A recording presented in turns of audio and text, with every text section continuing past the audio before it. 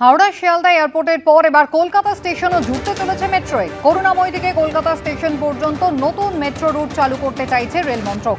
প্রাথমিক সমীক্ষার অনুমতিও দেওয়া হয়েছে রেল মন্ত্রকের তরফে। ক্ষুদিরাম বসু রোড, বাগজোলা খাল, সল্টলেক 6 নম্বর আইল্যান্ড হয়ে মেট্রো পৌঁছতে পারে করুণাময়ীতে ইতিমধ্যেই গ্রিন লাইন স্টেশন রয়েছে। এই প্রকল্প বাস্তবায়িত হলে নতুন রুটও জুড়ে যাবে চালু থাকা অন্যান্য রুটের সঙ্গে। প্রস্তাবিত রুটের বেশিটাই খালের ওপরে, তাই জমি সংক্রান্ত সমস্যা হবে না ধারণা মেট্রো কর্তৃপক্ষের। আপাতত 8 লক্ষ টাকা খরচ করে সমীক্ষা করা হবে, তারপরে চূড়ান্ত সিদ্ধান্ত হবে নতুন রুটের মেট্রো নিয়ে।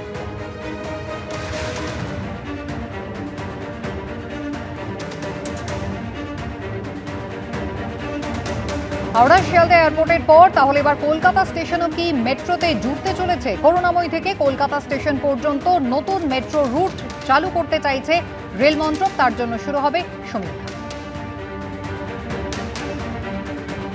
এদিকে এতদিন পর্যন্ত টালিগঞ্জের পাতা পর্যন্ত নড়তো না, যার অনুমতি ছাড়া সেই স্বরূপ বিশ্বাস গতকাল রাত্রে গ্রেফতার হয়েছেন। মহিলার সঙ্গে অশালীন আচরণ, তোলাবাজির অভিযোগ, একাধিক জামিনযোগ্য ধারায় তার বিরুদ্ধে কিন্তু ইতিমধ্যেই অভিযোগ দায়ের হয়েছে। আলিপুর আদালতে নিয়ে আসা হয়েছে স্বরূপ বিশ্বাসকে। কথা বলবো সরাসরি, ময়ূক ঠাকুর চক্রবর্তী রয়েছেন আমাদের সঙ্গে। ময়ূক, এখনো পর্যন্ত কি জানা যাচ্ছে? দেখো, নির্ধারিত সময়ের কিছুটা আগেই কিন্তু স্বরূপ বিশ্বাসকে আলিপুর আদালতে তোলা হয়। তার বিরুদ্ধে যে কটা সেকশন রয়েছে, অর্থাৎ যে কটা সেকশন তোলাবাজি রয়েছে, এর পাশাপাশি হুমকি রয়েছে, অস্ত্র আইন রয়েছে, প্রত্যেকটা সেকশনই কিন্তু জামিন অযোগ্য। এবং যেটা জানা যাচ্ছে, ফুল টার্ম পুলিশ কাস্টাডি, অর্থাৎ 14 দিনের পুলিশ কাস্টাডির জন্য পুলিশ আধিকারিকরা আবেদন জানাতে পারেন। আজকে কিছুক্ষণ আগে, 40 মিনিট আগে কিন্তু স্বরূপ বিশ্বাসকে আলিপুর আদালতে তোলা হয়। গতকাল যে পরিস্থিতি নিউ আলিপুর থানার বাইরে তৈরি হয়েছিল, সেটা যাতে পুনরাবৃত্তি না হয়, যাতে কোনো বিক্ষোভ না, যে ঘটনা ঘটেছিল, ডিম ছোড়ার মতো পরিস্থিতি তৈরি হয়েছিল, সেগুলো যাতে না হয়, ঠিক সেই কারণেই এতটা তাড়াতাড়ি তাকে কোর্টে প্রডিউস করা হয়েছে, এমনটাই আমরা জানতে পেরেছি। গতকাল স্বরূপ বিশ্বাসকে রাত 10টা নাগাদ নিউ আলিপুর থানার পুলিশ অ্যারেস্ট করে। রিজেন্ট পার্ক থানা এলাকার বাসিন্দা একজন মেকআপ আর্টিস্ট, তিনি লিখিত অভিযোগ দায়ের করেন এবং সেই অভিযোগের প্রেক্ষিতে এফআইআর রেজিস্টার্ড হয়। এবং তারপর রাত 10টায় প্রাক্তন ক্রীড়ামন্ত্রীর ভাই স্বরূপ বিশ্বাস, তিনি পুলিশের হাতে গ্রেফতার হন। এরপরই ওই চত্বরের যারা বাসিন্দা নিউ আলিপুরের, তারা ক্ষোভে ফেটে পড়েন। তারা থানার সামনে চলে আসেন, বিক্ষোভ কর্মসূচি তৈরি হয়, তার গাড়ি ভাঙচুরের মতো ঘটনা ঘটে। শুধু তাই নয়, স্বরূপ বিশ্বাস এতদিন ধরে গোটা এলাকায় কিভাবে তোলাবাজির যে মডিউল সেটা পরিচালনা করত, এই গোটা বিষয়টা নিয়ে ক্ষোভে ফেটে পড়েন এলাকার বাসিন্দারা। তাদের পরিবারের সদস্যদের নামও কিন্তু ওই চত্বরের যারা বাসিন্দারা, তারা করতে শুরু করেন। এরপরই পুলিশের তরফ থেকে বলা হয় যে প্রত্যেকের অভিযোগ আলাদা আলাদা করে যদি পুলিশের কাছে আসে, তাহলে পুলিশ আধিকারিকরা সেটা পার্সিউ করবে। কিন্তু তারপরেও বাইরের ক্ষোভ সেটা কন্ট্রোল করা যাচ্ছিল না। সেন্ট্রাল ফোর্সকে লাঠিচার্জ পর্যন্ত করতে হয়। এবং তার রাতে নিউ আলিপুর থানায় স্বরূপ বিশ্বাসকে রাখার যে ঝুঁকি, সেটাও পুলিশ আধিকারিকরা নিতে চাননি। তাকে লালবাজার সেন্ট্রাল লকআপে রাখা হয়। কিছুক্ষণ আগে নিউ আলিপুর থানার পুলিশ সেন্ট্রাল লকআপ থেকে, আমরা এই মুহূর্তে যেখানে দাঁড়িয়ে রয়েছি, অজয়কে বলবো দেখানোর জন্য, আলিপুর কোর্টের লকআপ, সেখানে স্বরূপ বিশ্বাসকে নিয়ে আসেন। আর হয়তো কিছু সময়ের মধ্যেই ম্যাজিস্ট্রেটের এজলাসে যে শুনানি প্রক্রিয়া, সেটা শুরু হবে। পুলিশের তরফ থেকে ফুল টাইম পুলিশ কাস্টাডি, অর্থাৎ 14 দিনের পুলিশ কাস্টাডির জন্য প্রেয়ার জানানো হতে পারে। প্রত্যেকটা সেকশন স্বরূপ বিশ্বাসের এগেনস্টে, সেগুলো কিন্তু জামিন অযোগ্য। ময়ূক, ধন্যবাদ।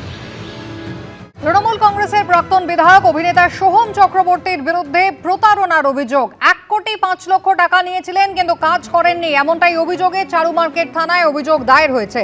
তৃণমূলের প্রাক্তন বিধায়ক অভিনেতা সোহম চক্রবর্তীর বিরুদ্ধে প্রতারণার অভিযোগ। 1 কোটি 5 লক্ষ টাকা তিনি নিয়েছিলেন কিন্তু কাজ তিনি করেননি, এমনটাই অভিযোগ করা হয়েছে চারুমার্কেট থানায়। লিখিত অভিযোগ দায়ের হয়েছে। আবির দত্ত আমাদের প্রতিনিধি রয়েছেন আমাদের সঙ্গে। আবির, কেই অভিযোগ করেছেন, নির্দিষ্ট করে কি অভিযোগ সোহম চক্রবর্তীর বিরুদ্ধে?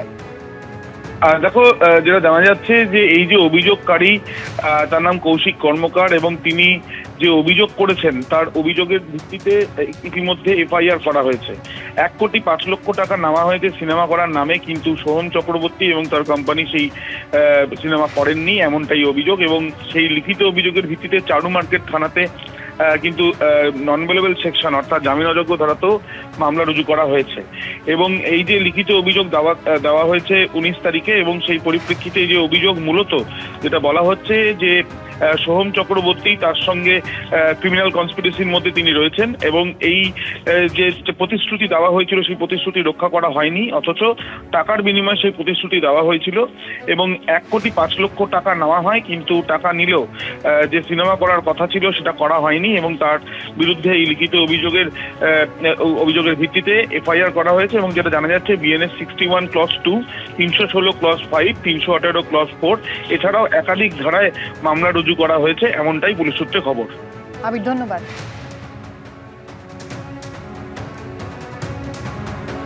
অভিনেতা এবং প্রাক্তন তৃণমূল বিধায়ক সোহম চক্রবর্তী তার বিরুদ্ধে এবার প্রতারণার অভিযোগ। 1,05,00,000 টাকা নিয়েছিলেন, কিন্তু তিনি এবং তার যে সংস্থা রয়েছে তারা কিন্তু কাজ করেননি, অভিনয় করেননি, এমনটাই অভিযোগ তার বিরুদ্ধে। বেশ কয়েকটি জামিনযোগ্য ধারা রয়েছে সোহম চক্রবর্তীর বিরুদ্ধে।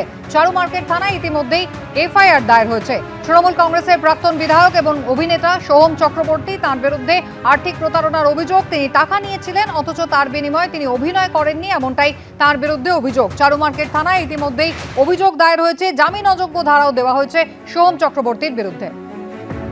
আবির দত্ত রয়েছেন আবারও টেলিফোন লাইনে। আবির, কাদের পক্ষ থেকে এই অভিযোগ করা হয়েছে, কবে তিনি এই টাকা নিয়েছিলেন, অভিনয় করেননি, নির্দিষ্ট করে কি অভিযোগ অভিনেতা এবং প্রাক্তন তৃণমূল বিধায়কের বিরুদ্ধে? দেখো, যেটা অভিযোগ সেটা হচ্ছে এক ব্যক্তি লিখিতভাবে অভিযোগ করেছেন এবং তার যেটা বক্তব্য যে তার কাছ থেকে টাকা নেওয়া হয়েছিল এবং সিনেমা করার জন্য তিনি টাকা দিয়েছিলেন, কিন্তু প্রায় 1,05,00,000 টাকা, এমনটাই অভিযোগ তার লিখিতভাবে। এবং এই যে 1,05,00,000 টাকা যেটা দেওয়া হয়েছিল সেটা পেলেও কোনো রকম ভাবে সেই সিনেমা করা হয়নি, এমনটাই তাদের অভিযোগ। এবং সেই অভিযোগ তিনি জানিয়েছেন চারু মার্কেট থানাতে গত 19 তারিখ। সেই অভিযোগের ভিত্তিতে ইতিমধ্যে যেটা জানা যাচ্ছে কেস নাম্বার 73 এফআইআর করা হয়েছে এবং এই যে এফআইআর করা হয়েছে একাধিক ধারা সেখানে রয়েছে এবং জামিন অযোগ্য ধারাতেও মামলা রুজু করা হয়েছে। সেখানে 61 ক্লজ 2 বিএনএস এ যেমন মামলা রয়েছে, তার সঙ্গে 336 এবং অর্থাৎ প্রতারণা থেকে আরম্ভ করে টাকা নেওয়া, এগুলো একাধিক অভিযোগ কিন্তু সেখানে করা হয়েছে এবং এই অভিযোগের ভিত্তিতে চারু মার্কেট থানায় এফআইআর রুজু করেছে এবং এই এফআইআরে মূলত সোহম চক্রবর্তী, তৃণমূলের প্রাক্তন বিধায়ক তথা অভিনেতা সোহম চক্রবর্তী, যার নামে কিন্তু এই অভিযোগটা হয়েছে এবং তার বিরুদ্ধে স্পষ্টত যে অভিযোগ লিখিতভাবে করা হয়েছে সেখানে যেটা বলা হয়েছে যে তিনি চিট করেছেন বা তিনি প্রতারণা করেছেন এবং যিনি লিখিত অভিযোগ করছেন তার সাথেই প্রতারণা করা হয়েছে এবং পুরোটাই ক্রিমিনাল কনস্পিরেসির মধ্যে রয়েছে এবং এই ক্রিমিনাল কনস্পিরেসির মাথাতেই রয়েছেন সোহম চক্রবর্তী, এমনটাই লিখিত অভিযোগ হয়েছে। তার পরিপ্রেক্ষিতে এই মামলা এখন দেখার বিষয় পুলিশ এই তদন্ত কিভাবে এগোয়। ধন্যবাদ। এবিপি আনন্দ, এগিয়ে থাকে, এগিয়ে রাখে।